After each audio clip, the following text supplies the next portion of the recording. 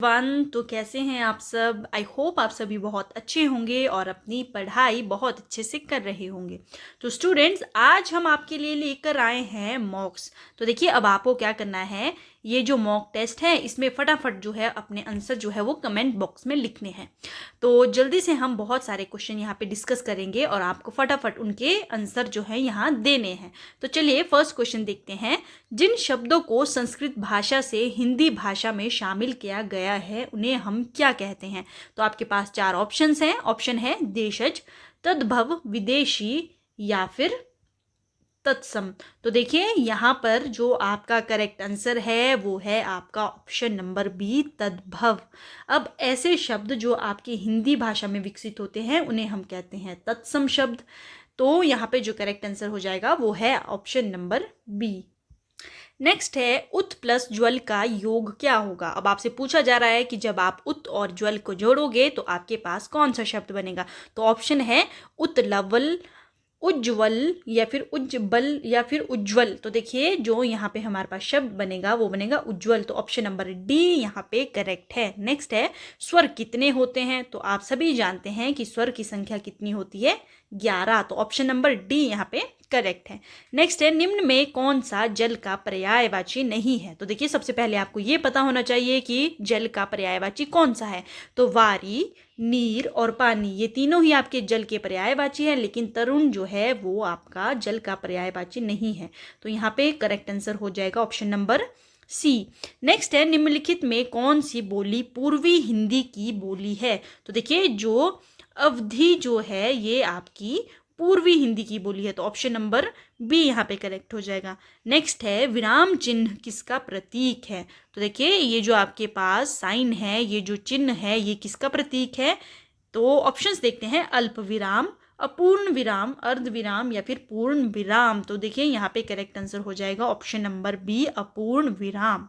Next है भारतवर्ष में हिंदी दिवस कब मनाया जाता है। तो चलिए आंसर करिए कि भारतवर्ष में हिंदी दिवस कब मनाया जाता है। तो सभी बच्चे जो है वो कमेंट बॉक्स में अपने आंसर्स लिखेंगे।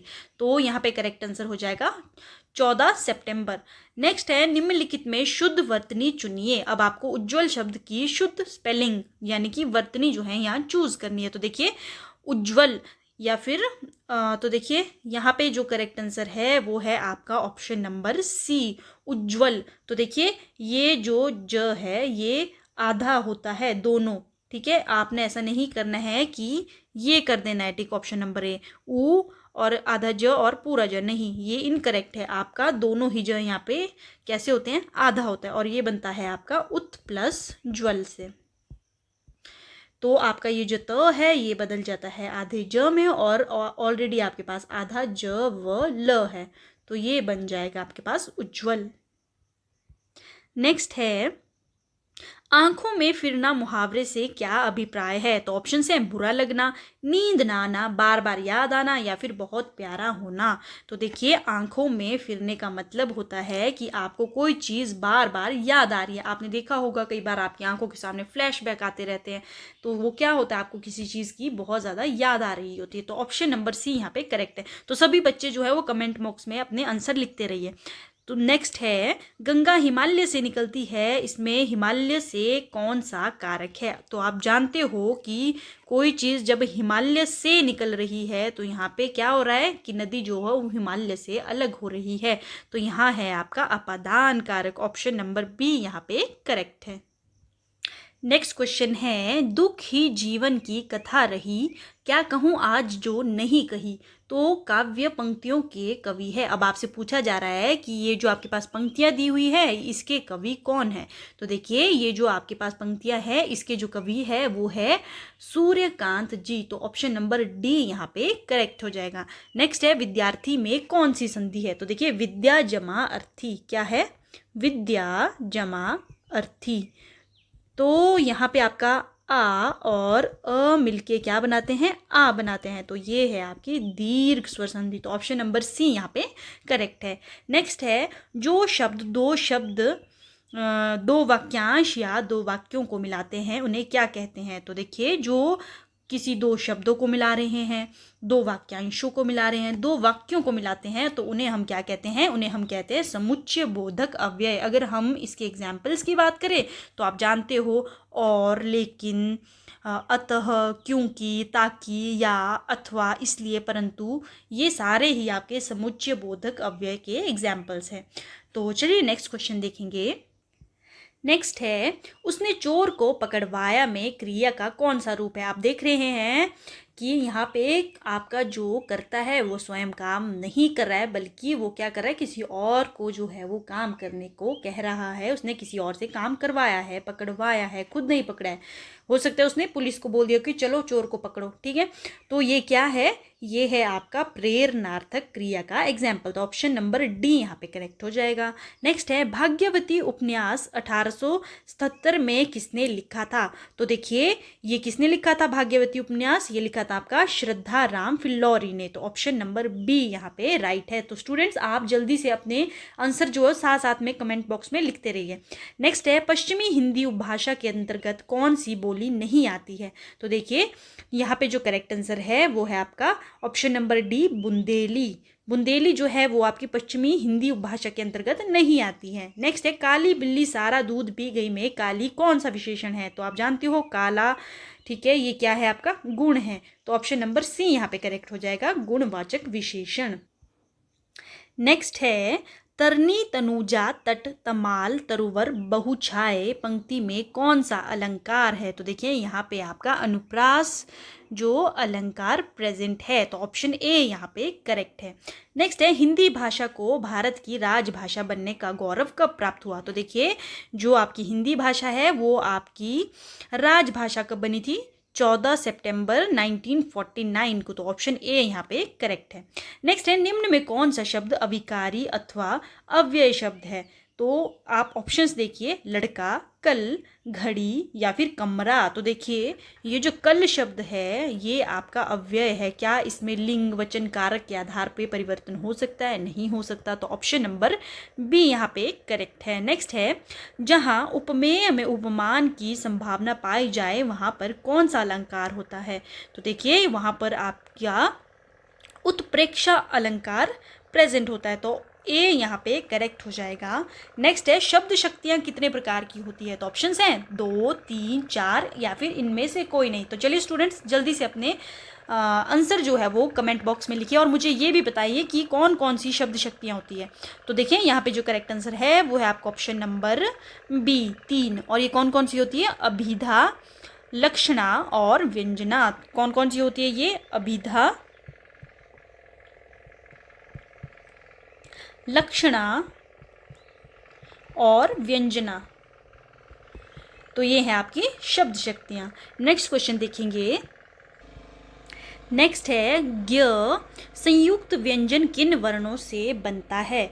तो देखिए, जो आपके पास ज्ञ संयुक्त व्यंजन है ये किससे मिलके बनता है? ये चलिए पहले आप ऑप्शंस देखिए, ग जमा य जमा अ, ग य अ से, ज य या फिर अ से, या फिर आचार्य चतुर्सेन। तो देखिए, यहाँ पे जो करेक्ट आंसर है वो है आपका ऑप्शन नंबर सी, ज य और अ से। देखिए, अगर आपसे पूछ लिया जाए कि क्ष जो है वो किससे मिलके बनता है, तो वो बनता है आपका क, यानी कि आधा क। देखिए, इसमें हलंत लगा है तो ये अर्ध क है, ठीक है, और श से। तो ये बन गया आपका क्ष। अगर आपसे पूछा जाए त्र किससे बनता है, तो बनता है त और र से। नेक्स्ट है ज्ञ। ज्ञ तो आपने देख लिया। अब क्या बचा? श्र बच गया है ना। श्र जो है ये बनता है आपका श और र से। तो देखिए, ये बन गया आपका श र, और इसमें अ भी आपके पास जुड़ जाएगा इन्हें पूरा करने के लिए। चलिए नेक्स्ट देखेंगे। नेक्स्ट क्या है आपके पास? पीतांबर, पीला है अंबर जिसका, इसमें आपका कौन सा समास है? तो आप जानते हो कि किसका अंबर यानी कि वस्त्र पीला है? तो श्री कृष्ण जी का है। इसमें किसी तीसरे की बात हो रही है, तो ये कौन सा समास है? तो चलिए स्टूडेंट जल्दी बताइए, ये है आपका बहुब्रीहि समास। नेक्स्ट है, पेड़ से कई आम गिरे। अब पेड़ जो है उससे कौन जुदा हो रहा है? आम। तो अब यहाँ पे क्या हो रही है? जुदाई हो रही है। तो ये कौन सा आपका कारक हो जाएगा? अपादान कारक। तो ऑप्शन डी यहाँ पे करेक्ट हो जाएगा। नेक्स्ट है, निम्नलिखित में से कौन सा शब्द चांद का पर्यायवाची नहीं है? तो देखिए ऑप्शंस, राकेश, भास्कर, सुधाकर या फिर निशाकर।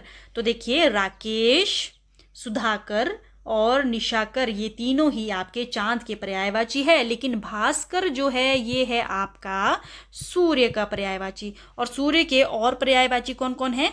दिनकर, दिवाकर, भानु, भास्कर, आदित्य, दिनेश, मार्तंड, ये सारे आपके सूर्य के पर्यायवाची है। तो इसमें ऑप्शन बी करेक्ट हो जाएगा। नेक्स्ट है, शांत रस का स्थायी भाव होता है। तो जो आपका शांत रस है उसका स्थायी भाव क्या होगा? निर्वेद। तो देखिए ऑप्शन सी यहाँ पे दिया हुआ है, निर्वेद, ये आपका करेक्ट हो जाएगा। और ये जो आपका निर्वेद है, देखिए निर्वेद होता क्या है, जब हम रस पढ़ेंगे ना, मतलब डिटेल में, तब मैं आपको ये चीज़ें समझाऊंगी। अब निर्वेद का मतलब होता है वैराग्य, उदासीनता, सैडनेस जब होती है तो उसे हम कहते हैं निर्वेद। नेक्स्ट है, घनानंद रीतिकाल के किस काव्य परंपरा के कवि है? तो ऑप्शन है रीतिबद्ध, रीति सिद्ध, रीति मुक्त या फिर इनमें से कोई भी नहीं। तो यहाँ पे जो करेक्ट आंसर है वो है ऑप्शन नंबर सी, रीति मुक्त। नेक्स्ट है, एक भारतीय आत्मा उपनाम से सुशोभित है। तो ऑप्शन है महावीर प्रसाद द्विवेदी। तो देखते हैं नेक्स्ट क्वेश्चन है, कम लिखकर भी अधिक प्रसिद्धि पाने वाले हिंदी के प्रारंभिक कहानीकार कौन थे? तो देखिए ऑप्शंस, रामचंद्र शुक्ल, चंद्रधर शर्मा गुलेरी, यशपाल, पांडेय, बेचैन शर्मा। तो चलिए स्टूडेंट्स जल्दी से अपने आंसर जो है वो कमेंट बॉक्स में लिखिए। तो यहाँ पे जो आपका करेक्ट आंसर है वो है चंद्रधर शर्मा गुलेरी। तो देखिए आपने जो है आंसर जो है वो काउंट करते रहना है कि मैंने कितने आंसर जो है वो करेक्ट लिखे, और लास्ट में आप कमेंट बॉक्स में लिखेंगे कि हमने जब प्रैक्टिस की तो हमारे इतने क्वेश्चन जो है वो करेक्ट हुए। तो आपको अपनी वीकनेस पता चल जाएगी कि आपने जो है वो कहाँ पे अभी कमी रही है आपकी, कि कौन सा टॉपिक आपको अभी पढ़ने की ज़रूरत है। तो देखिए जब हम एक साथ से एक स्पेसिफिक टॉपिक के क्वेश्चंस करते हैं तब तो आप जल्दी जल्दी जो है वो आंसर कर लेते हो, लेकिन जब हम मिक्स क्वेश्चन करते हैं तब आप जो है वो फंस जाते हो। तो चलिए नेक्स्ट क्वेश्चन देखेंगे, सोच समझकर खर्च करने वाले को क्या कहते हैं? ऑप्शन है कंजूस, मितभाषी, मितव्ययी या फिर निरामिष। तो यहाँ पे करेक्ट आंसर हो जाएगा ऑप्शन नंबर सी, मितव्ययी। नेक्स्ट है, भारतीय संविधान की कौन सी अनुसूची में भारतीय भाषाओं का वर्णन किया गया है? तो ऑप्शन है 8वीं, 10वीं, 15वीं या फिर 18वीं। तो देखिए यहाँ पे जो करेक्ट आंसर है वो है ऑप्शन नंबर ए, 8वीं सूची में आपकी भारतीय भाषाओं का वर्णन है। नेक्स्ट है, जिजीविषा का क्या अर्थ है? तो ऑप्शंस हैं शाबाशी, शब्द ध्वनि, शामिल होना या फिर जीने की इच्छा। तो देखिए यहाँ पे करेक्ट आंसर है आपका जीने की इच्छा। नेक्स्ट है, कालिंदी कूल कदम्ब की डारना में कौन सा अलंकार है? तो देखिए यहाँ पे आपका कौन सा अलंकार है? यहाँ है आपका अनुप्रास अलंकार, ऑप्शन डी यहाँ पे राइट है। नेक्स्ट है, यज्ञ आदि अनुष्ठानों को पूर्ण करने के लिए सर्वप्रथम किसकी रचना हुई थी? तो जब आपके यज्ञ होते थे तो उसको पूर्ण करने के लिए, यानी कि हमें यज्ञ किस विधि से करना है, तो आपका किस चीज़ की यहाँ पे रचना हुई थी? तो ऑप्शन है पुराणों की, वेदों की, निरुक्तों की या किसी अन्य की। तो देखिए तो यहाँ पे जो करेक्ट आंसर है वो है ऑप्शन नंबर बी, वेदों की रचना की गई थी। नेक्स्ट क्वेश्चन है, ई का उच्चारण स्थान है। तो देखिए जब आप ई बोल रहे हैं तो आप कहाँ से बोल रहे हो, कौन से स्थान से आप उच्चारण कर रहे हो ई का? तो देखिए यहाँ पे जो करेक्ट आंसर है वो क्या है? चलिए पहले आप जो है वो कमेंट बॉक्स में साथ में आंसर लिखिए, उसके बाद मैं आपको जो है वो बताऊंगी। तो यहाँ पे जो करेक्ट आंसर है वो है आपका तालु। अब तालु होता है आपका पैलेट। देखो आपने देखा होगा कि आपका जो माउथ है, आपका जो मुंह है, बक्कल कैविटी है, उसमें आपका जो अपर वाला पार्ट होता है, ठीक है, उसमें आपका सॉफ्ट पैलेट होता है, हार्ड पैलेट होता है, ये क्या होता है आपका तालु। तो ऑप्शन नंबर सी यहाँ पे करेक्ट है। तो चलिए सब बोलिए ई। तो आपका ई से तालु से जो है आपका ई का उच्चारण स्थान है। नेक्स्ट देखेंगे, नेक्स्ट है आपके पास, मनुष्य धन के लिए देश विदेश में भटकता है, इसमें कौन सा कारक है? तो अब आप बताइए मुझे, अधिकरण है, करण है, देखिए करण करता है या फिर संप्रदान है? तो देखिए यहाँ पे हमारे पास कौन सा कारक है? यहाँ है हमारा संप्रदान कारक, ऑप्शन नंबर डी यहाँ पे राइट है। नेक्स्ट क्या है, उद्देश्य और विधेय किसके अंग है? चलिए अब मुझे बताइए, क्या उद्देश्य और विधेय वाक्य के अंग है, भाषा के अंग है, शब्द के अंग है या फिर लिपि के अंग है? तो उद्देश्य और विधेय ये होते हैं आपके वाक्य के अंग। ऑप्शन ए यहाँ पे करेक्ट हो जाएगा। नेक्स्ट है, तालाब का पर्यायवाची शब्द कौन सा है? तो तालाब का पर्यायवाची शब्द कौन सा है? जल्दी से ऑप्शन देखेंगे, पुष्प, नाला, झरना या फिर पुष्कर। तो देखिए पुष्कर जो है ये तालाब का पर्यायवाची शब्द है। नेक्स्ट है, प्रत्युत्तर का संधि विच्छेद। अब देखिए प्रत्यु जमा तर, प्रति जमा उत्तर, प्रत्यु जमा उत्तर या फिर प्रति जमा उत्तर। तो यहाँ पे आपका करेक्ट आंसर है ऑप्शन नंबर बी, प्रति जमा उत्तर। यहाँ पे आपका छोटा ऊ होगा, तो ऑप्शन बी यहाँ पे करेक्ट है। नेक्स्ट है, अयोग वह वर्ण है। तो ये तो बहुत ईजी, आप जानते हो कि अंग और अह जो है इसे हमने अयोग वह वर्ण में रखा है, क्योंकि ये ना तो आपका व्यंजन है और ना ही ये पूरी तरह से आपका स्वर है। इसमें दोनों की ही क्वालिटीज जो है वो है। नेक्स्ट है, सुंदर विशेषण की उत्तम अवस्था क्या है? अब देखिए सुंदर जो है आपके पास एक विशेषण है, अब इसकी आपने उत्तम अवस्था बतानी है। तो ऑप्शन है सुंदरी, सुंदरतम, सौंदर्य या फिर सुंदरतर। देखिए तर ये है आपकी इसकी उत्तरा अवस्था, आपसे पूछी गई है उत्तम अवस्था यानी सबसे ज़्यादा श्रेष्ठ। अब देखिए एक तो होती है आपकी नॉर्मल सुंदर, ठीक है, नॉर्मल है सौंदर्य। अब एक हो गया आपका कि जब आप दो लोगों के बीच में कंपैरिजन कर रहे हो तो आप बोलोगे कि एक जो है वो दूसरे से क्या है, ज़्यादा सुंदर है, तो ये आ जाती है आपकी उत्तरावस्था। अब एक होती है कि अगर आप एक इंसान की कंपैरिजन जो है वो पूरी क्लास से कर रहे हो, तो यानी कि वो जो इंसान है जिसका आपका कंपैरिजन कर रहे हो वो सबसे श्रेष्ठ है, तो वो हो जाएगी आपकी फिर उत्तमावस्था। तो यहाँ पे सुंदरतम तम यहाँ पे लग गया है, तो ये है आपकी उत्तमा अवस्था। ऑप्शन बी यहाँ पे राइट है। नेक्स्ट है, घूगर धीरे धीरे चलने लगा में धीरे धीरे क्या है? तो देखिए अब चलने लगा ये तो है आपकी क्रिया, अब कैसे चल रहा है, अब आपकी क्रिया को कौन डिफाइन कर रहा है? तो यहाँ पे आपकी जो क्रिया है उसे कौन डिफाइन कर रहा है? धीरे धीरे, यानी कि ये क्या है, ये क्रिया की विशेषता बता रहा है, तो ये हो जाएगा आपका क्रिया विशेषण। तो ऑप्शन ए यहाँ पे करेक्ट हो जाएगा। तो चलिए स्टूडेंट्स देख लेते हैं नेक्स्ट क्वेश्चन। तो क्वेश्चन है, संधि के कितने भेद होते हैं, यानी कि संधि के कितने प्रकार होते हैं? तो आप सभी जानते हो संधि के कितने प्रकार होते हैं, 3। और कौन कौन से होते हैं? आपकी स्वर संधि, व्यंजन संधि और विसर्ग संधि। तो ऑप्शन नंबर सी यहाँ पे राइट है। नेक्स्ट है, अहंकार का पर्यायवाची शब्द है। तो चलिए स्टूडेंट्स जल्दी से कमेंट में लिखें कि कौन सा आंसर हो जाएगा क्वेश्चन नंबर 20 का। तो अहंकार का पर्यायवाची कौन सा है? अभिमान, घमंड, गर्व या फिर सभी। तो देखिए अभिमान, घमंड और गर्व ये तीनों ही आपके अहंकार के पर्यायवाची है, तो यहाँ पे करेक्ट ऑप्शन जो है वो हो जाएगा ऑप्शन नंबर डी। नेक्स्ट है, गुरु का समानार्थक शब्द है, यानी सेम जो है वो हम लिख सकते हैं जो। तो ऑप्शन है अध्यापक, न्यायाधीश, प्रकाशक या फिर प्रशासक। तो देखिए अध्यापक जो है उसे आप गुरु भी कहते हैं, तो ऑप्शन ए यहाँ पे राइट है। नेक्स्ट है, निम्न में से किसको केवल वाक्य बनाकर ही बहुवचन में बताया जा सकता है? तो ऑप्शन है आम, टोपी, थाली। नेक्स्ट है, नदी, धोती, शेर, पुस्तक, मेज, उल्लू। और ऑप्शन नंबर डी है आम, उल्लू और शेर। तो देखिए ये जो आपके आम है, उल्लू है और शेर है, अगर आप इन्हें वाक्य में यूज़ करो, फॉर एग्जाम्पल आम पेड़ से गिर गए, जब आपने लिखा गए तो गए से आपको पता चल रहा है कि आम जो है वो एक नहीं था, वो ज़्यादा थे यानी बहुवचन में थे। अब अगर आप लिखोगे आम पेड़ से गिर गया तो आपको पता चल गया कि आम जो है वो एक है, सिंगल आम है, ठीक है। उसी प्रकार से उल्लू, उल्लू उड़ गए यानी कि बहुत उल्लू थे, शेर चले गए यानी कि बहुत ज़्यादा शेर थे। तो अगर आप सिंपल ऐसे लिखोगे आम, क्या आम का आप बना सकते हो आमों? नहीं, इसका बहुवचन नहीं बनेगा। उल्लू का बन सकता है उल्लुओं, नहीं। तो ऑप्शन डी यहाँ पे करेक्ट है। इन शब्दों का आप क्या करोगे, बहुवचन तभी बनाओगे जब आप इनको वाक्य में यूज करोगे। नेक्स्ट है, यौगिक शब्द इनमें से कौन सा है? तो ऑप्शंस हैं पुस्तकालय, जलज, रसोई घर या फिर घर। तो देखिए रसोई घर यहाँ पे करेक्ट आंसर हो जाएगा, ये है आपका यौगिक शब्द। नेक्स्ट है, सुंदर का भाववाचक है सौंदर्य, सुंदर्य, सुंदरता या फिर सुशोभित। तो सुंदरता यहाँ पे करेक्ट आंसर हो जाएगा ऑप्शन नंबर सी। नेक्स्ट है आकाश का समानार्थ शब्द है, यानी कि आपसे पर्यायवाची पूछ रहा है सिंपली। तो ऑप्शन है नयन, लोचन, व्योम या फिर कानन। तो देखिए व्योम जो शब्द है ये है आपका आकाश का समानार्थक शब्द। नेक्स्ट है दूसरों की उन्नति को सहन ना कर सकना। तो ऑप्शन है प्रतिस्पर्धा, स्पर्धा, ईर्ष्या या फिर द्वेष। तो देखिए यहाँ करेक्ट आंसर है ऑप्शन नंबर सी, ईर्ष्या।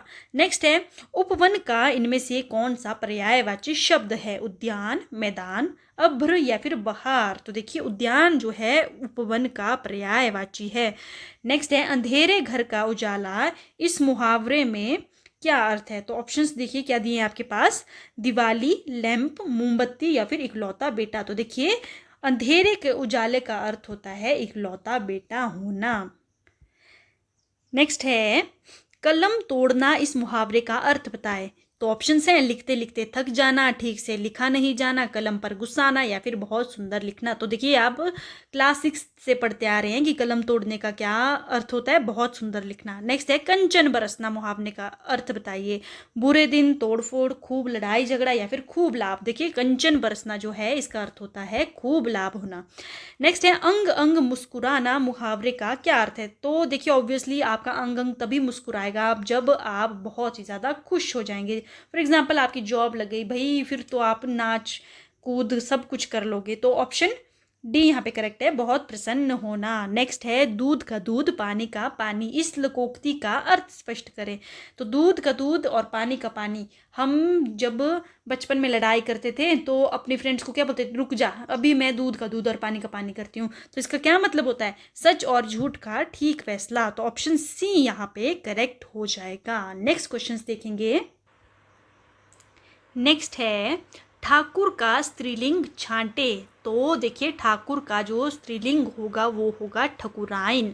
अब आपने एक चीज़ याद रखनी है कि जो क है उसमें भी छोटे ऊ की मात्रा लगेगी और आपकी ई जो है वो भी आपकी छोटी ई यहाँ पे होगी, बड़ी ई आपने नहीं लगानी है। तो ऑप्शन ए यहाँ पे राइट है। नेक्स्ट है सरस्वती का पर्यायवाची शब्द छांटे। अंबिका, शारदा, रमा या फिर उमा। तो आपने बचपन में प्रेयर भी गाई होगी, हे शारदे माँ, गाई है ना आपने।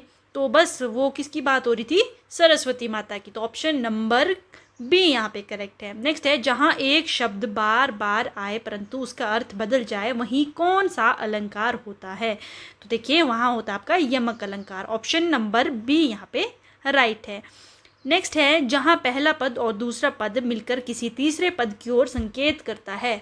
तो आप जानते हो पीला है वस्त्र जिसका, पीला है अंबर जिसका, यानी कि श्री कृष्ण जी।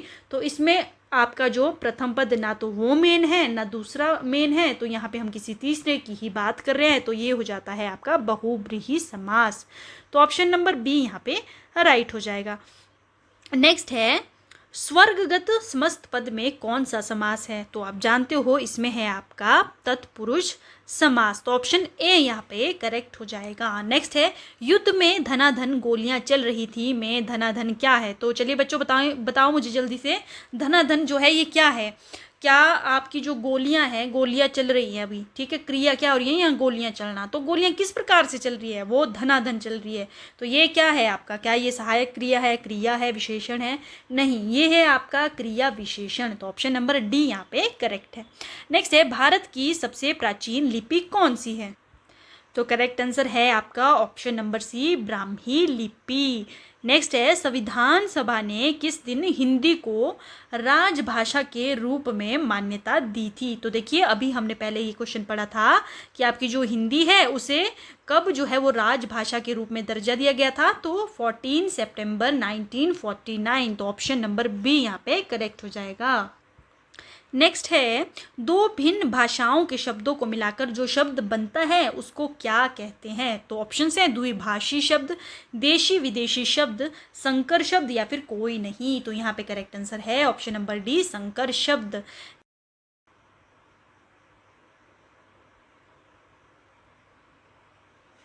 तो नेक्स्ट क्वेश्चन देखेंगे इनमें से सही मेल कौन सा है? तो ऑप्शन है मक्षिका यानी मक्खी। तो देखिए जो मक्षिका है वो आप मक्खी को ही कहते हो, इसका पर्यायवाची है। भगिनी यानी बहन, तो ये भी करेक्ट है। पुष्कर यानी पर्वत, तो देखिए ये इनकरेक्ट है। महिषी यानी भैंस, तो ये भी करेक्ट है। तो ऑप्शन सी यहाँ पे करेक्ट हो जाएगा। नेक्स्ट क्वेश्चन है कौन सी भाववाचक संज्ञाएं हैं। अब आपको देखना है कि ये जो 4 शब्द है इसमें से कौन सी भाववाचक है। तो ऑप्शन है कृत्रिमता, स्पष्टता, हरियाली, चांचल्य। तो देखिए ये जो आपके ऑप्शंस है ये सारे ही क्या है, भाववाचक संज्ञाएं के एग्जाम्पल है। तो यहाँ पे करेक्ट आंसर हो जाएगा ऑप्शन नंबर सी, सभी। नेक्स्ट है 99 के फेर में पड़ना, इस मुहावरे का क्या अर्थ है। तो चलिए ऑप्शंस देखेंगे। जरा सी बात पर बहुत विचार करना, पुरानी बातों पर चलना, धन जोड़ने की चिंता में पड़ना, या फिर दो भिन्न कामों में हाथ डालना। तो देखिए यहाँ जो करेक्ट आंसर है वो आपका ऑप्शन नंबर बी। जब आप धन जोड़ने की चिंता में पड़ जाते हो तो उसे कहते हैं कि 99 के फेर में पड़ गया लड़का। तो नेक्स्ट है इनमें कौन सा शब्द कमल का पर्यायवाची नहीं है। तो ऑप्शन है सरोज, पंकज, मयंक या फिर वारिज। तो यहाँ पे जो करेक्ट आंसर है वो है आपका ऑप्शन नंबर सी, मयंक जो है वो कमल का पर्यायवाची नहीं है। सरोज, पंकज, वारिज ये सारे आपके कमल के पर्यायवाची है। तो चलिए स्टूडेंट्स जल्दी से नेक्स्ट क्वेश्चंस देखेंगे। कोल्हू का बैल होना, इसका क्या अर्थ है। अब आपने मुहावरा सुना होगा बहुत बार कि यार वो तो ना कोल्हू का बैल है। जब आप प्राइवेट नौकरी करते हो ना कहीं पे 5-7 हज़ार की, तो आपको आपकी फ्रेंड्स क्या बोल के चिल्लाते हैं, यार तू तो ना यहाँ पे कोल्हू का बैल बन गया है, रात दिन तुझसे यहाँ काम करवाते हैं और सैलरी तेरे को इतनी थोड़ी सी देते हैं। तो देखिए इसका अर्थ होता है रात दिन काम करने वाला। ऑप्शन नंबर बी यहाँ पे करेक्ट है। नेक्स्ट है उड़ती चिड़िया पहचानना। मैंने तो अपनी दादी को सुनते हुए बोला कि मैं ना वो जो उड़ रही है ना चिड़िया वो भी पहचान देती हूँ कि कौन सी चिड़िया उड़ रही है, इसके पर भी मैं देख लेती हूँ। तो इसका क्या मतलब है, मेरी दादी क्या कहना चाह रही कि मैं बहुत ज़्यादा जो है वो चतुर हूँ, मैं बहुत ज़्यादा चालाक हूँ। तो ऑप्शन नंबर बी यहाँ पे करेक्ट है। तो नेक्स्ट क्वेश्चन देखेंगे। प्रश्न नंबर 22 से 26 तक आपको अब यहाँ पे क्या करना है, यहाँ पे शुद्ध संधि जो है वो बतानी है कि कौन सी है। चलिए क्वेश्चन है ब्रह्मांड। तो ब्रह्मांड जो है वो किससे बना है। तो ये बना है आपका ब्रह्मा जमा अंड से। तो ऑप्शन नंबर सी यहाँ पे राइट है। नेक्स्ट है तथैव। अब तथा जमा एव कहाँ दिख रहा है आपको, ऑप्शन नंबर डी में दिख रहा है, तथा जमा एव। तो ऑप्शन नंबर डी यहाँ पे राइट हो जाएगा। नेक्स्ट है अन्न अभाव, अन्न का अभाव हो जाना, यानी कि आपका जो अनाज है अन्न है उसकी कमी हो जाना। तो ऑप्शन नंबर बी अन्न प्लस अभाव। तो ऑप्शन बी यहाँ पे करेक्ट हो जाएगा। नेक्स्ट है प्रत्यक्ष। प्रत्यक्ष का मतलब होता है जो आपने अपनी आंखों के सामने देखा है। प्रति जमा अक्ष, तो कहाँ दिख रहा है आपको प्रति जमा अक्ष, ऑप्शन नंबर बी में प्रति जमा अक्ष। नेक्स्ट है पावक। तो देखिए पावक जो है ये बना है आपका पौ जमा अक्ष से। तो अब आपको ये जो संधि की डिटेल वीडियोस हैं, जो क्लासेस हैं, जो लेक्चर हैं वो आपको पहले अटेंड करने पड़ेंगे, तभी ये चीज़ें आपको यहाँ पे समझ आएगी। चलिए अब नेक्स्ट क्वेश्चन देखेंगे। तो नेक्स्ट क्वेश्चन है आपके पास। अब आपको क्या करना है कि 27 से लेकर आपको 31 तक जो है वहाँ पे शुद्ध वर्तनी अब चूज़ करनी है, यानी कि आपको स्पेलिंग यहाँ पे चूज़ करनी है कि कौन सी करेक्ट। तो देखते हैं फर्स्ट क्वेश्चन। तो अब आपको यहाँ पे उज्ज्वल की सही जो है वर्तनी बतानी है। तो देखिए उज्ज्वल कैसे लिखते हैं, मैंने आपको पहले भी बताया है, दोनों जो है वो आधे होते हैं। तो उत जमा ज्वल से ये आपका बनता है। तो ऑप्शन नंबर सी यहाँ पे करेक्ट है। नेक्स्ट है घन चक्कर। अब घन और चक्कर कर यहाँ पे आपका आधा क होता है। तो ऑप्शन बी यहाँ पे करेक्ट हो जाएगा। नेक्स्ट है उत्पत्ति। अब उत्पत्ति उत आपका त जो है यहाँ पे आधा होता है और पत्ती त यहाँ पे आपका बड़ा होगा। तो ऑप्शन डी यहाँ पे करेक्ट है। नेक्स्ट है परीक्षा। अब देखिए परीक्षा नहीं होता है, क्या होता है आपका परीक्षा। परीक्षा बड़ी की मात्रा यहाँ लगती है। नेक्स्ट है स्थायित्व। इत्व नहीं होता है, यित्व होता है, य होता है, ई नहीं होता है। तो क्या होता है स्थायित्व। तो ऑप्शन सी यहाँ पे करेक्ट हो जाएगा।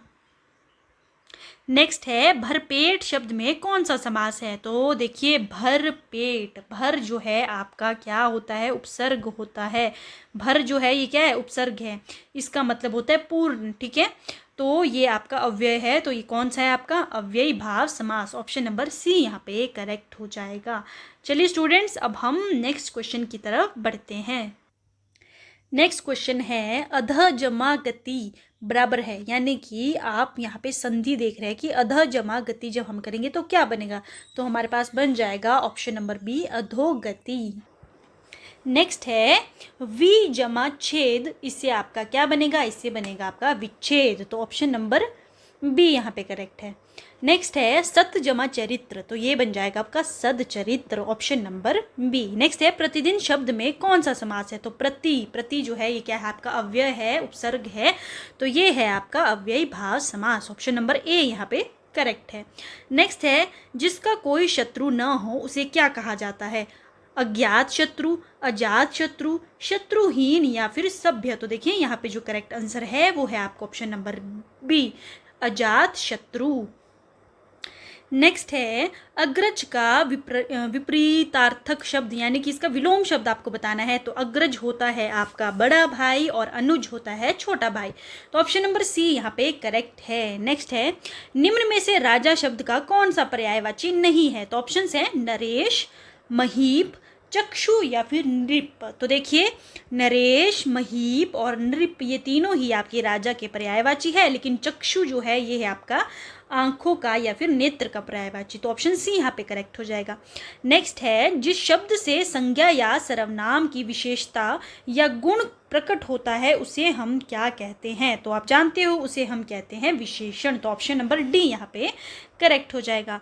नेक्स्ट है कोयल, तो अब आपको ये एक सेंटेंस पूरा करना है, कूकती है, चहचहाती है, चहकती है या फिर दहाड़ती है। तो देखिए यहाँ पे जो करेक्ट आंसर है वो है कूकती है, तो ऑप्शन नंबर ए यहाँ पे राइट हो जाएगा। तो नेक्स्ट क्वेश्चन है अमीय शब्द का पर्यायवाची है, तो ऑप्शंस हैं विष, आग, अमृत या फिर पहाड़।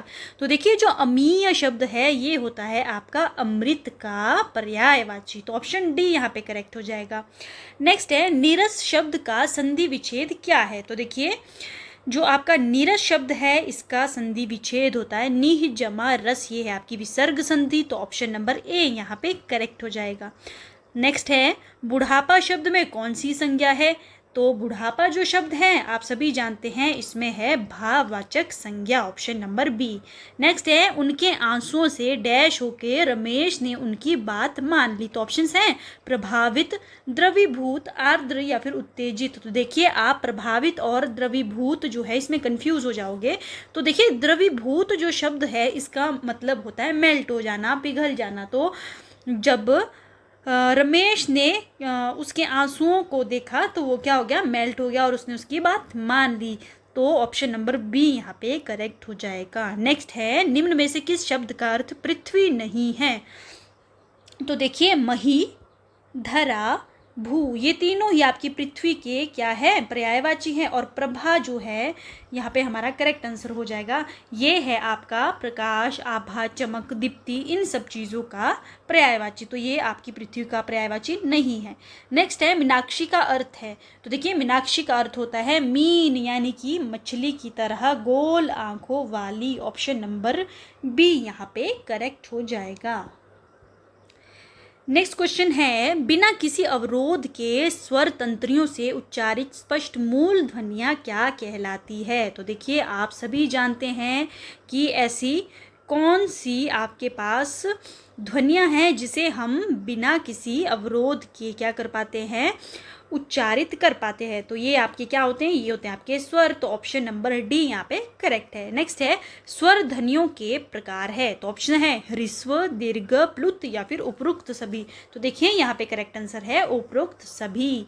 नेक्स्ट है हिंदी वर्णमाला में वर्ग के प्रथम, द्वितीय व पंचम व्यंजन ध्वनियों को प्राणत्व के आधार पर हम क्या कहते हैं, तो देखिए इन्हें हम क्या कहते हैं, तो देखिए स्टूडेंट्स यहाँ पे आपसे क्या पूछा गया, प्राणत्व के आधार पे पूछा गया है, तो उन्हें हम कहते हैं अल्प प्राण, ऑप्शन नंबर ए यहाँ पे करेक्ट हो जाएगा। नेक्स्ट क्वेश्चन है मुंशी प्रेमचंद व उर्दू भाषा में रचित प्रथम कहानी संग्रह जिसे अंग्रेजी सरकार ने जब्त कर लिया था वो कौन सा था, तो वो था सोजे वतन, ऑप्शन नंबर सी यहाँ पे करेक्ट है। नेक्स्ट है निम्नलिखित में से बादल शब्द का पर्यायवाची कौन सा नहीं है, घन, पयोद, मेघ या फिर नीरज, तो देखिए ये तीनों ही ऑप्शंस घन, पयोद और मेघ ये आपके बादल के पर्यायवाची है, लेकिन नीरज जो शब्द है ये आपका किसका, कमल जो आपका लोटस होता है उसका पर्यायवाची है, तो ऑप्शन नंबर डी यहाँ पे करेक्ट हो जाएगा। नेक्स्ट क्वेश्चन है व ध्वनि का उच्चारण स्थान क्या है? तो ऑप्शंस है कंठ तालु, कंठ ओष्ठ, दंतोष्ठ या फिर नासिका। तो देखिए जो व ध्वनि है उसका उच्चारण स्थान है कंठ प्लस ओष्ठ, यानी कि कंठ और ओष्ठ दोनों से। नेक्स्ट है कैदी और कोकिला कविता के लेखक कौन है? तो देखिए जो कैदी और कोकिला कविता है उसके जो लेखक है वो है Makhanlal Chaturvedi. Option number D यहाँ पे करेक्ट है। नेक्स्ट है किस शब्द में प्रत्यय लगा हुआ है? तो ऑप्शन है आलम्बन, चिड़चिड़ाहट, अवस्था, अव्यवस्था या फिर मनोविकार। तो यहाँ पे जो करेक्ट आंसर है वो है ऑप्शन नंबर बी चिड़चिड़ाहट। नेक्स्ट है किस शब्द में उपसर्ग नहीं है? तो ऑप्शन है अधिकतर, अनर्थ, प्रतिकार या फिर अपरिचित। तो आपका उपसर्ग किस में नहीं है? अनर्थ शब्द में आपका कोई भी उपसर्ग नहीं है, ये आपका मूल शब्द है। नेक्स्ट है प्रतिपल शब्द में कौन सा समास है? तो प्रतिपल जो है इसमें आपका अव्ययी भाव समास है। तो ऑप्शन नंबर ए यहाँ पे करेक्ट हो जाएगा। नेक्स्ट क्वेश्चंस देखेंगे।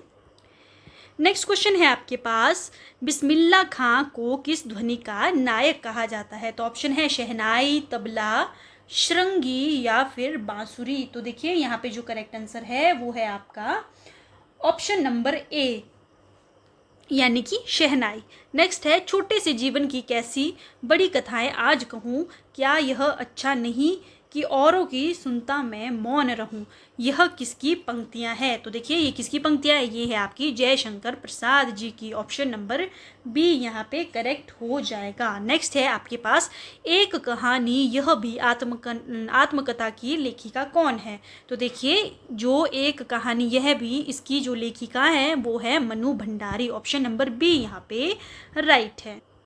नेक्स्ट है रामचरितमानस के रचयिता कौन है? तो ऑप्शन है कबीरदास, वाल्मीकि, रविदास या फिर तुलसीदास। तो देखिए यहाँ पे करेक्ट आंसर है आपका ऑप्शन नंबर डी तुलसीदास। चलिए अब बढ़ेंगे हम नेक्स्ट क्वेश्चंस की तरफ। नेक्स्ट है सूर सागर कौन सी उपभाषा में लिखी गई कृति है? अब आपको बताना है कि सूर सागर जो है वो कौन सी उपभाषा में लिखी गई है। तो देखिए ऑप्शंस देखेंगे ब्रजभाषा, मैथिली, अवधी या फिर उपरोक्त सभी। तो देखिए ये लिखी गई थी आपकी ब्रजभाषा में। ऑप्शन नंबर ए यहाँ पे करेक्ट है। नेक्स्ट है आपके पास ई च छ ज श का उच्चारण स्थान क्या है? अब आपसे पूछा जा रहा है कि जो छोटी ई है, बड़ी ई, च छ ज श, इनका उच्चारण स्थान कौन सा है? तो ऑप्शन है मूर्धा, कंठ, तालु या फिर दंत। तो देखिए इनका जो उच्चारण स्थान है वो है तालु। ऑप्शन नंबर सी। नेक्स्ट है आपके पास हिंदी वर्णमाला के कितने व्यंजन होते हैं? तो चलिए अब मुझे जल्दी से आंसर बताइए। तो 11 होते हैं आपके स्वर और 33 होते हैं आपके व्यंजन। तो ऑप्शन नंबर ए यहाँ पे करेक्ट है। नेक्स्ट है हिंदी भाषा में कितने कारक होते हैं? तो ऑप्शन है 6, 9, 8 या फिर 7। तो देखिए हिंदी में कारक होते हैं आपके पास 8। नेक्स्ट है मनुष्य धन के लिए देश विदेश में भटकता है, इसमें कौन सा कारक है? तो देखिए ये क्वेश्चन हमने अभी पहले भी डिस्कस किया था। तो इसमें आपका कौन सा कारक है? संप्रदान कारक। ऑप्शन नंबर डी यहाँ पे करेक्ट है। नेक्स्ट है अर्थ के आधार पर वाक्य के कितने भेद होते हैं? तो अर्थ के आधार पर वाक्य के कितने भेद होते हैं? तो ऑप्शन नंबर बी यहाँ पे करेक्ट हो जाएगा, 8 भेद होते हैं। तो ये कौन कौन से होते हैं? तो ये होते हैं आपके पास विधानवाचक, निषेधवाचक, प्रश्नवाचक, आज्ञावाचक, विस्मयादिवाचक, इच्छावाचक और संकेतवाचक, और लास्ट है आपके पास संदेहवाचक। तो ये हो जाएंगे आपके पास 8 भेद। नेक्स्ट है भाषा संरचना का मूल आधार क्या है? तो ऑप्शन है आपके पास ध्वनि प्रतीक, ध्वनि, शब्द या फिर व्यंजन। तो देखिए भाषा संरचना का मूल आधार है ध्वनि प्रतीक। ऑप्शन नंबर ए यहाँ पे करेक्ट है। नेक्स्ट है आपके पास उद्देश्य और विधेय किसके अंग है? तो देखिए ये है आपके वाक्य के अंग। ऑप्शन नंबर ए यहाँ पे करेक्ट है। नेक्स्ट है मराठी व नेपाली किस लिपि में लिखी जाने वाली भाषाएं हैं? तो ऑप्शन है चित्रलिपि, देवनागरी, खरोष्टी या फिर उपरोक्त सभी। तो देखिए ये दोनों ही लिखी गई है आपकी देवनागरी में। चलिए नेक्स्ट क्वेश्चन देखेंगे।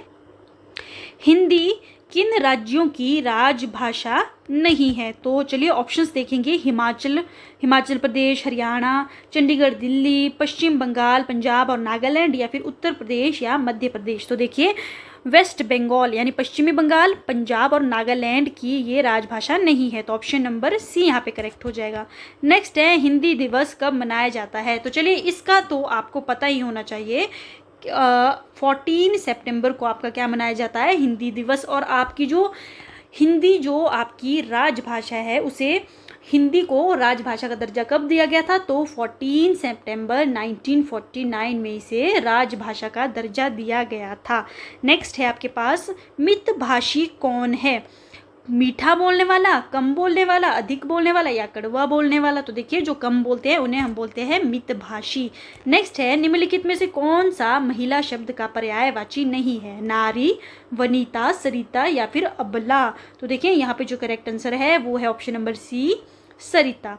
तो नेक्स्ट क्वेश्चन है आपके पास मिथ्या शब्द का विलोम शब्द क्या है। देखिए मिथ्या होता है आपका क्या होता है, झूठ। तो अब आपको बताना है इसका विलोम। तो इसका विलोम हो जाएगा सत्य, ऑप्शन नंबर बी यहाँ पे राइट हो जाएगा।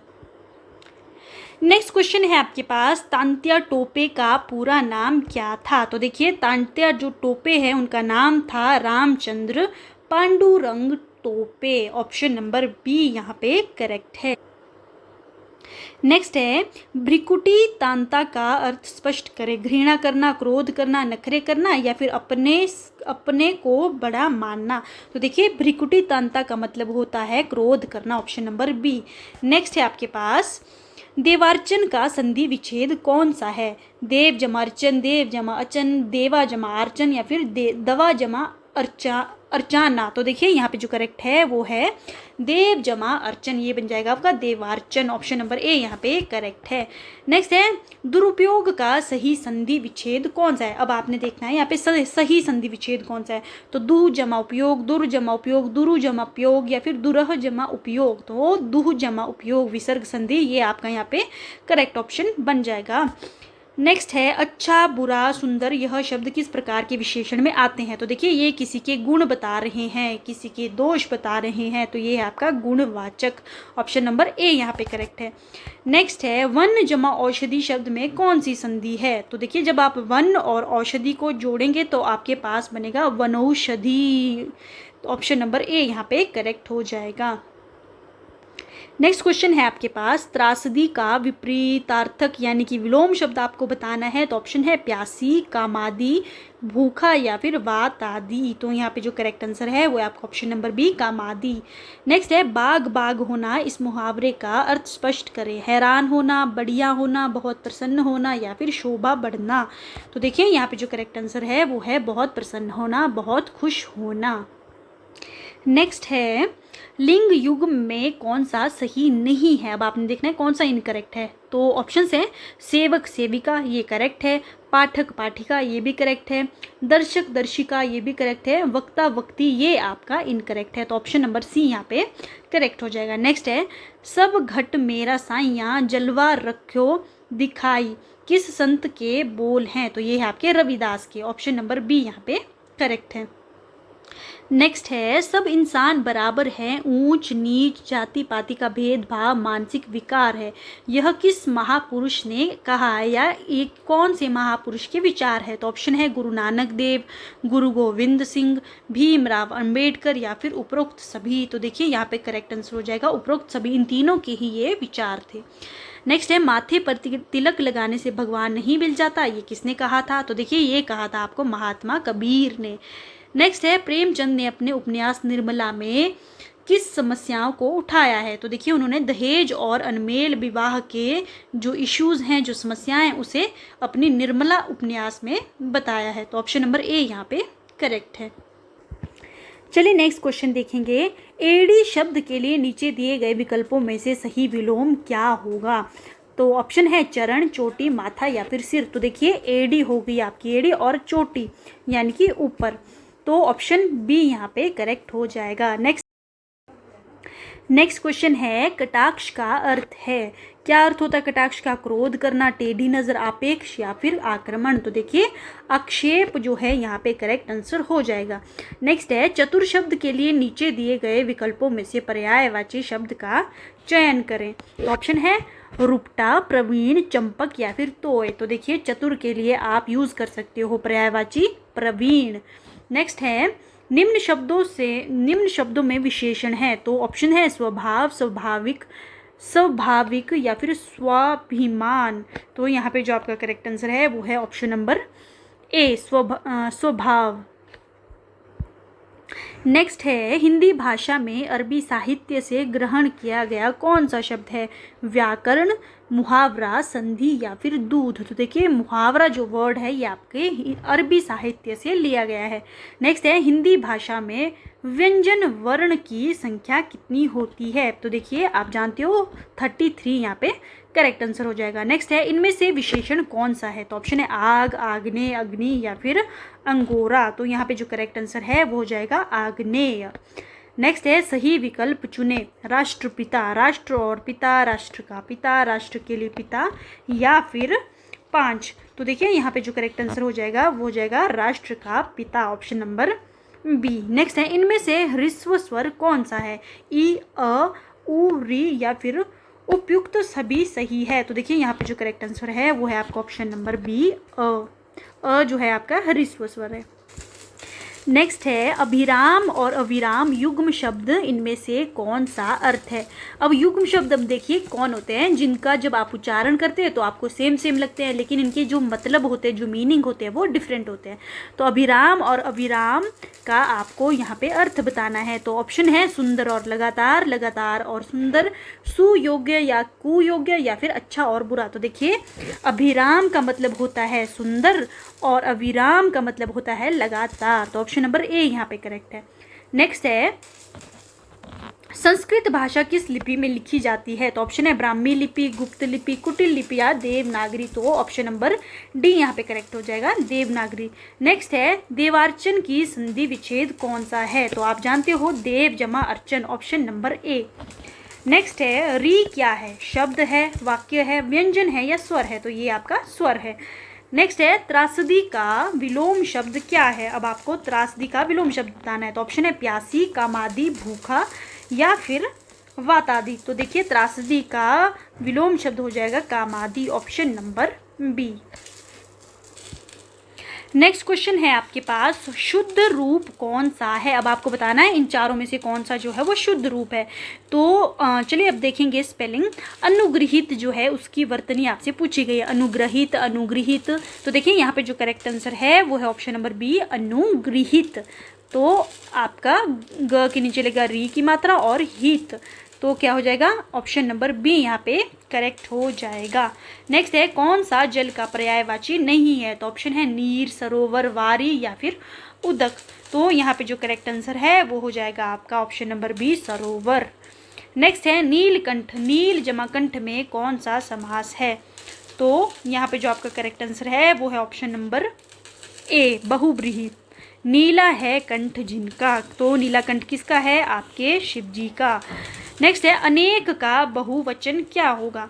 तो ऑप्शन है अनेकों, अनेकें, अनेकाओं या फिर कोई भी नहीं। अनेक जो है खुद में ही बहुवचन है, तो इसका कोई बहुवचन ये नहीं होगा इनमें से।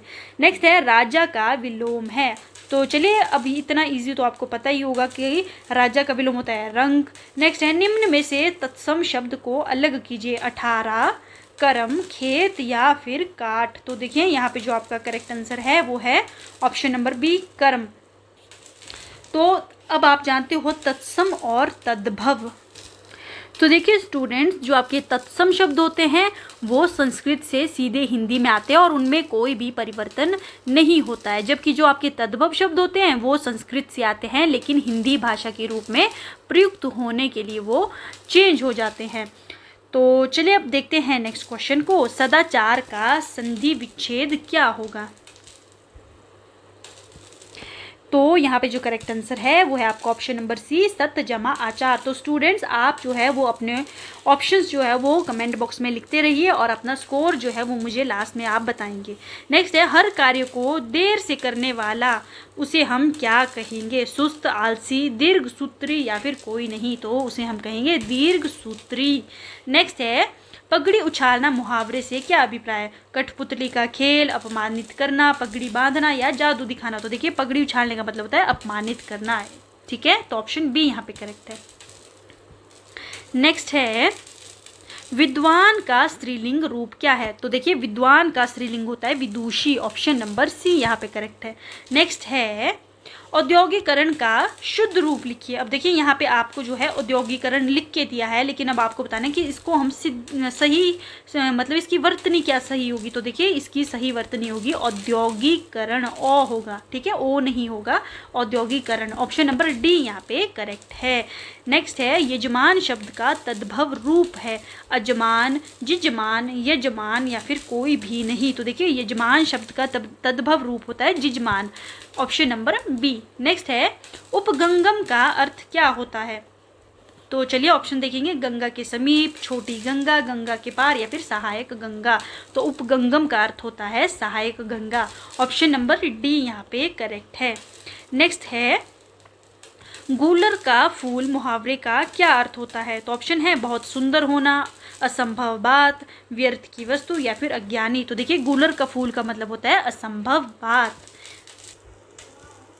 तो नेक्स्ट क्वेश्चन देखेंगे, बेहद का समास है। अब आपको बताना है बेहद में कौन सा समास है। तो देखिए इसमें आपका समास अव्ययी भाव समास, ऑप्शन नंबर डी यहाँ पे करेक्ट है। नेक्स्ट है अचल और आंचल का इनमें से युग्म शब्द क्या है? अब आपको बताना अचल का क्या अर्थ होता है और आंचल का क्या अर्थ होता है। तो चलिए अब ऑप्शंस देखेंगे, अस्थिर स्थिर, स्थिर आस्था या फिर स्थिर वस्त्र या वस्त्र प्रदेश। तो देखिए जो अचल है उसका अर्थ होता है स्थिर और आंचल जो है इसका अर्थ होता है वस्त्र। तो ऑप्शन नंबर सी यहाँ पे करेक्ट हो जाएगा। नेक्स्ट है मुहावरे का सही अर्थ लिखिए। चूड़ियाँ पहनना, प्रयत्न करना, प्रसन्न होना, सजना या कायरता दिखाना। तो देखिए जब कोई कायरता दिखाता है तो उसे क्या कहा जाता है कि तूने क्या चूड़ियाँ पहनी है। नेक्स्ट है स्वर होते हैं, तो आप सभी जानते हैं स्वर होते हैं 11, व्यंजन होते हैं आपके 33। तो नेक्स्ट क्वेश्चन है आपके पास, किसी कार्य में दूसरे से आगे निकलने की इच्छा को आप क्या कहोगे? ईर्ष्या, अग्रमण्य, प्रतिस्पर्धा या स्पर्धा। तो इसे हम कहते हैं प्रतिस्पर्धा, ऑप्शन नंबर सी यहाँ पे करेक्ट हो जाएगा। नेक्स्ट है आपके पास, जो कभी जन्म ना ले, अजात, अभर, अज या फिर जात। तो यहाँ पे करेक्ट आंसर है अज, उसे हम क्या बोलते हैं? अज। नेक्स्ट है तरुणी शब्द का अर्थ है। अब तरुणी शब्द का अर्थ आपको बताना है नौका, युवती, युवती व नौका या फिर तीनों में से कोई भी नहीं। तो देखिए तरुणी जो शब्द है इसका मतलब होता है युवती।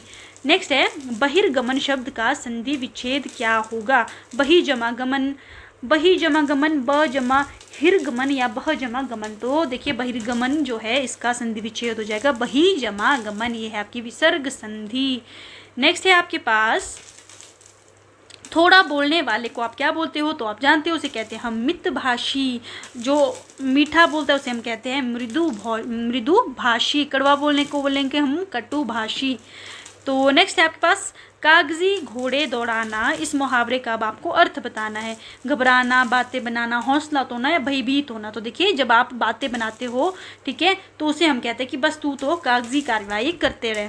नेक्स्ट है जब काम करने का तरीका ना आता हो तो उसके लिए बहाना बनाने के लिए क्या लोकोक्ति है? अगर मगर करना, नाच न जाने आंगन टेढ़ा, खाली जी का घर, अंगूर खट्टे होना। तो देखिए उसे हम कहते हैं कि नाच न जाने आंगन टेढ़ा। नेक्स्ट है रेखा अंकित का समास बताइए। त्रिभुवन, अब आपको बताना है कि जो त्रिभुवन शब्द है इसमें कौन सा समास है? त्रि आपके पास आपको तीन जो है वो तीन भवन दिख गया, तो ये आपका कौन सा है? ये है आपका द्विगु समास, ऑप्शन नंबर बी यहाँ पे करेक्ट है। नेक्स्ट है तुम क्यों जोर जोर से चिल्ला रहे हो, इस वाक्य में सर्वनाम है। तो आपको दिख गया होगा इसमें सर्वनाम है आपका तुम। नेक्स्ट है विकारी शब्द है, तो विकारी शब्द आपको छांटना है तेज, सामने, आज या फिर पुस्तक। तो देखिए पुस्तक शब्द यहाँ पे आपका विकारी शब्द है। नेक्स्ट है मुहावरे का सही अर्थ लिखो। टाट उलटना, ऑप्शन है आपके पास सफाई करना, दिवाला निकालना, तलाशी लेना या फिर नीचा दिखाना। तो देखिए यहाँ पे करेक्ट आंसर हो जाएगा दिवाला निकालना, ऑप्शन बी यहाँ पे राइट हो जाएगा। नेक्स्ट क्वेश्चन है आपके पास, वीर सैनिक युद्ध में मारा गया। तो देखिए यहाँ पे आपके पास वीर है, वीर सैनिक युद्ध में मारा गया, इसमें आपको बताना है कौन सा कारक है? संप्रदान, अधिकरण, संबंध या फिर ऑप्शन नंबर डी है आपके पास अपादान। तो यहाँ करेक्ट आंसर हो जाएगा अधिकरण। नेक्स्ट है गुरु का बहुवचन है, तो बताइए गुरु का क्या हो जाएगा बहुवचन? गुरुओं, गुरुगण, गुरुजन या फिर गुरुत्व। तो यहाँ पे जो आपका करेक्ट आंसर है वो है गुरुगण, ऑप्शन नंबर बी। नेक्स्ट है, यदि वर्षा समय पर होती तो अन्न हो जाता। काल बताइए, भविष्य काल, भूतकाल, पूर्ण भूत या फिर हेतु मद भूतकाल। तो देखिए यहाँ पे जो आपका करेक्ट आंसर है वो है हेतु मद भूतकाल, ऑप्शन नंबर डी। नेक्स्ट है, जो आकाश में घूमता हो उसे हम क्या बोलेंगे? स्थलचर, निशाचर, भूचर या नभचर? उसे हम बोलेंगे नभचर, ऑप्शन नंबर डी। नेक्स्ट है, आकाश और आकार युग्म शब्द का अर्थ। अब आपको आकार और आकर और आकार का आपको मीनिंग यहाँ पे बताना है। तो देखिए ऑप्शन, खान और सूरत शक्ल, सम्मान और सूरत शक्ल, सूरत शक्ल और खान या फिर खान और सम्मान। तो देखिए यहाँ पे जो हमारा करेक्ट आंसर है वो ऑप्शन नंबर डी, आकर। आकर का मतलब होता है खान और आकार का मतलब होता है सूरत या फिर शक्ल। नेक्स्ट है, रचना के आधार पर शब्द के कितने भेद होते हैं? तो आप जानते हैं रचना के आधार पर होते हैं 3 भेद। कौन कौन से? एक होता है आपके पास रूढ़ शब्द, एक होता है आपके पास यौगिक शब्द और एक होता है योग रूढ़। तो ये 3 होते हैं आपके पास। नेक्स्ट देखेंगे, दुबे का स्त्रीलिंग क्या होगा? तो दुबेइन, दुबाइन, दुबयाइन या फिर दुबी। तो देखिए दुबे जो है इसका स्त्रीलिंग हो जाएगा दुबाइन। नेक्स्ट है, समास का नाम बताइए। बेख टके।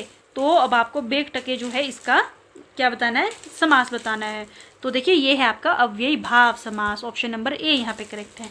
नेक्स्ट है, मुहावरे का अर्थ बताइए। गुदड़ी का लाल होना। तो ऑप्शन है अज्ञानी व्यक्ति, जो हर काम देर से करता हो, दुष्ट आदमी या निर्धन परिवार में जन्मा धनी व्यक्ति। तो देखिए ऑप्शन नंबर डी यहाँ पे करेक्ट हो जाएगा। नेक्स्ट देखेंगे, नेक्स्ट है, रेखा अंकित का पदबंध बताइए। घर से चोरी करके भागा हुआ नौकर आज पकड़ा गया।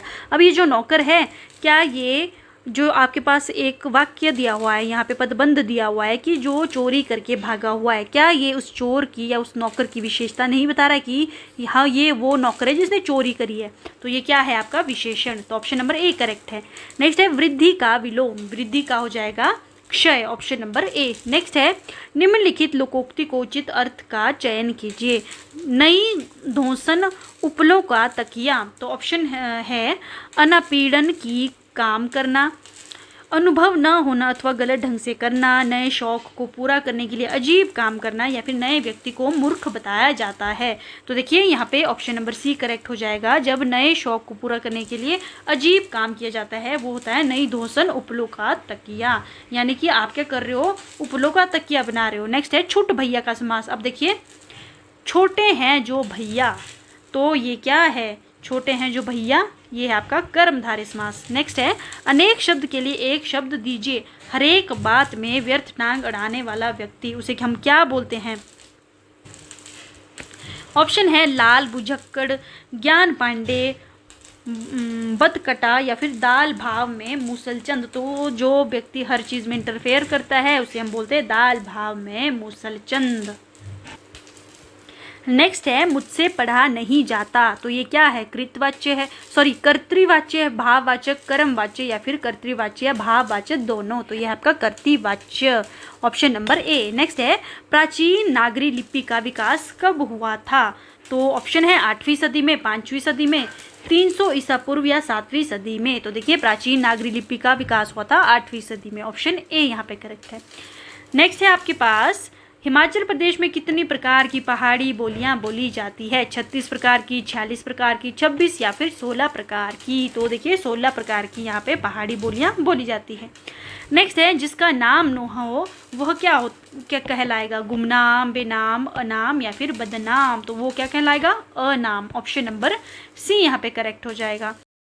नेक्स्ट क्वेश्चन है आपके पास, जिन शब्दों के कभी अर्थ नहीं बदलते उन्हें हम क्या कहते हैं? तो देखिए वो होते हैं आपके पारिभाषिक शब्द, ऑप्शन नंबर ए यहाँ पे करेक्ट हो जाएगा।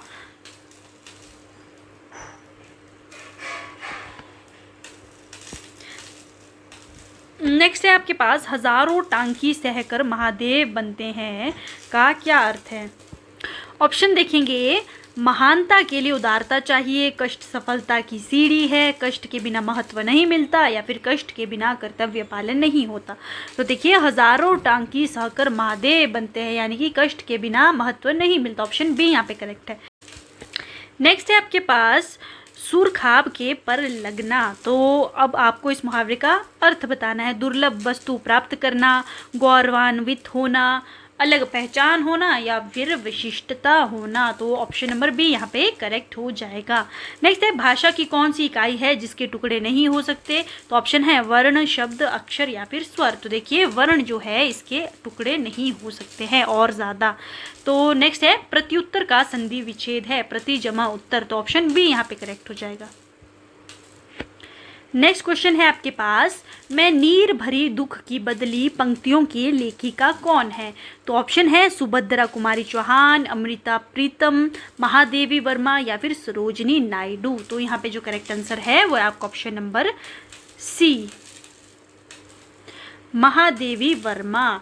नेक्स्ट है दे दी हमें आज़ादी बिना खड्ग बिना ढाल, साबरमती के संत तूने कर दिया कमाल। उपरोक्त शब्द किसके बारे में कहे गए हैं। अब आपको बताना है कि जो लाइन है ये किसके बारे में कही गई है। तो ऑप्शन है संत विनोबा भावे, बाबा आमटे, स्वामी विवेकानंद या महात्मा गांधी। तो देखिए ये कही गई है आपकी महात्मा गांधी के बारे में। नेक्स्ट है आपके पास छाती पर सांप लौटना मुहावरे का क्या अर्थ है। मुंह के सामने दुखदायक व्यवहार करना, संयम रखना, ईर्ष्या से जलना या भयंकर दर्द होना। तो छाती पे सांप लौटना यानी कि ईर्ष्या से जलना। नेक्स्ट है छ का उच्चारण स्थान होता है कंठ से, तालू से, दांतों से या होठों से। तो देखिए होठों से जो है छ का उच्चारण स्थान होता है। नेक्स्ट है अत्यंत, अधिकार, सजावट और अभ्यास। इन सब शब्दों में उपसर्ग नहीं है। इनमें से किस शब्द में उपसर्ग नहीं है। तो चलिए अब ऑप्शंस देखेंगे, सजावट, अत्यंत, अधिकार या फिर अभ्यास। तो देखिए ऑप्शन नंबर ए यहाँ पे करेक्ट है, सजावट। सजावट में आपका कोई भी क्या नहीं है, उपसर्ग नहीं है। देखिए अत्यंत जो शब्द है इसमें आपका अति, अधिकार जो है इसमें अधि है, अभ्यास में आपका अभि है। तो ये इन तीनों में आपके उपसर्ग लगे हुए हैं। नेक्स्ट क्वेश्चन है आपके पास, निम्न में से किस शब्द में प्रत्यय लगा हुआ है। तो ऑप्शन है प्रतिकार, पढ़ाई, विशेषता या फिर सुगम। तो देखिए यहाँ पे करेक्ट आंसर हो जाएगा ऑप्शन नंबर बी, पढ़ाई। तो चलिए स्टूडेंट्स नेक्स्ट क्वेश्चंस की तरफ बढ़ते हैं। नेक्स्ट क्वेश्चन है आपके पास, बिल्ली का पुल्लिंग रूप क्या होगा। तो देखिए बिल्ली का पुल्लिंग रूप होता है बिलाव, ऑप्शन नंबर बी। नेक्स्ट है उन वर्णों को जो स्वर की सहायता से बोले जाते हैं तो उन्हें हम कहते हैं व्यंजन, ऑप्शन नंबर ए यहाँ पे करेक्ट हो जाएगा। नेक्स्ट है आपके पास 2, 4 में कौन सा समास है। तो इसमें है आपका द्वंद्व समास। 2 और 4 दोनों ही आपकी इंपॉर्टेंट है, दोनों ही आपके प्रधान है। नेक्स्ट है संकर शब्द है। अब आपसे पूछा जा रहा है कि संकर शब्द क्या है, पुरुष, देव, राजा या रेलगाड़ी। तो देखिए रेलगाड़ी यहाँ पे हमारा करेक्ट आंसर हो जाएगा। नेक्स्ट है आपके पास 7:30 आने का अर्थ है बुरे दिनों का आना, विशिष्टता होना, नौकरी मिलना या अलग पहचान होना। तो देखिए 7:30 जो है वो ग्रह दशा होती है, तो इसका मतलब है आपके बुरे दिन स्टार्ट हो गए। तो ऑप्शन ए यहाँ पे करेक्ट है। नेक्स्ट है जिन स्वरों के उच्चारण में 2 मात्राओं से भी अधिक समय लगता है उन्हें हम क्या कहते हैं, व्यंजन, दीर्घ स्वर, प्लुत स्वर या तत्सम। तो उन्हें हम कहते हैं दीर्घ स्वर, ऑप्शन नंबर बी यहाँ पे करेक्ट है। नेक्स्ट है आपके पास अंगूठा दिखाना यानी, अब अंगूठा दिखाने मुहावरे का क्या मतलब होता है, दुर्लभ वस्तु प्राप्त करना, विशिष्टता होना, अलग पहचान होना या इनकार करना। तो इसका मतलब होता है इनकार कर देना। नेक्स्ट है रामचरितमानस के लेखक कौन है, सुभद्रा कुमारी चौहान, गोस्वामी तुलसीदास, सूरदास या फिर सरोजिनी नायडू। तो देखिए यहाँ पे जो हमारा करेक्ट आंसर है वो है option number B, Goswami Tulsidas. Next है शुद्ध वर्तनी चुनिए। अब आपको आविष्कार की शुद्ध वर्तनी चुननी है। तो देखिए आविष्कार, ऑप्शन नंबर बी यहाँ पे करेक्ट है। नेक्स्ट है रक्षक का विलोम बताइए, तो रक्षक का विलोम होता है भक्षक, ऑप्शन नंबर सी।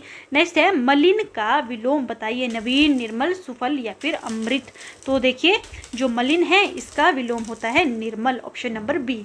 नेक्स्ट है निम्न में से शुद्ध रूप है सहिष्णु, सहिष्णु। अच्छा अब आपको यहाँ पे क्या बतानी है, यहाँ पे आपको वर्तनी बतानी है, तो यहाँ पे करेक्ट आंसर हो जाएगा ऑप्शन नंबर ए सहिष्णु। आपको ह के साथ छोटी ई की मात्रा लगानी है और ऊ भी यहाँ पे छोटा लगेगा। नेक्स्ट है जिसको भेदना कठिन हो, इसके लिए हम क्या बोलेंगे, तो ऑप्शन है दुर्लभ्य, दुर्बोध्य, दुर्भेद्य या दुष्कर। तो दुर्भेद्य, जिसे भेदना कठिन हो। नेक्स्ट है निम्न में से शुद्ध रूप है, अब आपको शुद्ध रूप चुनना है, तो देखिए यहाँ पे सौहार्द, सौहार्द जो है वो यहाँ पे सही वर्तनी दी गई है, तो ऑप्शन बी यहाँ पे करेक्ट हो जाएगा। नेक्स्ट है आपके पास शुद्ध वर्तनी चुनिए, तो देखिए अनुपस्थिति की आपको शुद्ध वर्तनी स्पेलिंग यहाँ पे चुननी है, तो अनुपस्थिति, ऑप्शन नंबर बी यहाँ पे करेक्ट है। नेक्स्ट है आपके पास शुद्ध वर्तनी चुनिए, तो अब आपने देखना है इन चारों में से कौन सा स्पेलिंग, कौन सी वर्तनी यहाँ पे करेक्ट है। तो देखिए कौतूहल जो है करेक्ट है, तो ऑप्शन नंबर सी। नेक्स्ट है निर्मला उपन्यास किस लेखक की प्रसिद्धि कृति है, तो अब हमने ऑप्शन देखने हैं महादेवी वर्मा, मैथिली शरण गुप्त, मुंशी प्रेमचंद या फिर के.एम. मुंशी। तो जो मुंशी प्रेमचंद हैं उनकी लिखी गई कृति है निर्मला, ऑप्शन नंबर सी यहाँ पे करेक्ट है। नेक्स्ट है दिग्गज का संधि विच्छेद क्या है, तो देखिए दिग्गज का होता है दिक् जमा गज, तो यहाँ पे आपको ऑप्शन नंबर बी यहाँ पे आपका करेक्ट हो जाएगा। नेक्स्ट है जो कहा ना जा सके उसे हम क्या बोलेंगे, उसे हम कहते हैं अकथनीय, ऑप्शन नंबर डी यहाँ पे करेक्ट है। नेक्स्ट है कड़की में आटा गीला हो जाना, यानी जब आपके पास प्रॉब्लम चल रही है उसमें कोई और बड़ी प्रॉब्लम आ जाए, यानी विपत्ति पर विपत्ति आना, ऑप्शन नंबर सी यहाँ पे करेक्ट है। नेक्स्ट हम देखेंगे निम्न में से प्रेरणात्मक क्रिया कौन सी है, पीनी, पीना, मिलाना या फिर पिया। तो देखिए मिलाना जो है आपकी प्रेरणात्मक क्रिया है। नेक्स्ट है आरोग्य शब्द का विलोम क्या हो जाएगा, तो ऑप्शन है आरोग्य, आरोग्य का आपको विलोम बताना है, रोगी, निरोग, स्वस्थ या फिर रोग। तो आरोग्य हो जाएगा आपका हेल्थ और रोगी हो जाएगा आपका जो बीमार है, तो ऑप्शन ए यहाँ पे करेक्ट हो जाएगा। नेक्स्ट क्वेश्चन देखेंगे भव शब्द का स्त्रीलिंग रूप क्या होगा, भगवानी, भावी, भवानी या फिर भवा। तो देखिए भव का हो जाएगा भवानी। नेक्स्ट है आभारी शब्द का पर्यायवाची शब्द क्या है, तो ऑप्शंस देखेंगे कृतघ्न, कृतज्ञ, प्रभारी या अतिचारी। तो देखिए यहाँ पे करेक्ट आंसर हो जाएगा कृतज्ञ। नेक्स्ट है लोक शब्द का विलोम क्या है, ऑप्शन है अलोक, स्वर्गलोक, परलोक या फिर इहलोक।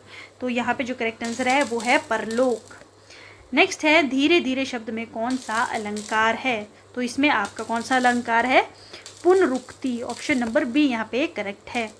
नेक्स्ट है आपके पास घुमक्कड़ में कौन सा प्रत्यय है, तो देखिए इसमें है आपका अक्कड़ प्रत्यय, घूम जमा अक्कड़। नेक्स्ट देखेंगे आदान प्रदान में कौन सा समास है, तो इसमें आपका द्वंद्व समास है, आदान और प्रदान दोनों ही इसमें आपके प्रधान पद है, तो ऑप्शन बी यहाँ पे करेक्ट हो जाएगा।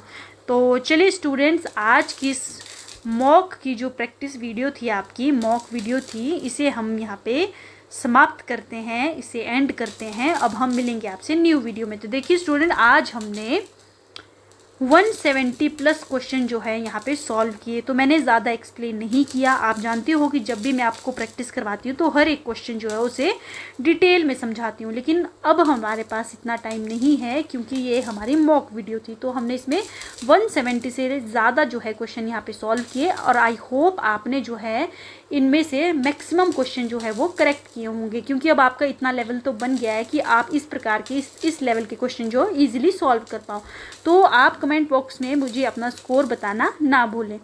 तो चलिए स्टूडेंट्स अब इस वीडियो को कर लेते हैं यहीं पर एंड। अब हम मिलेंगे आपसे न्यू वीडियो में न्यू क्वेश्चंस के साथ।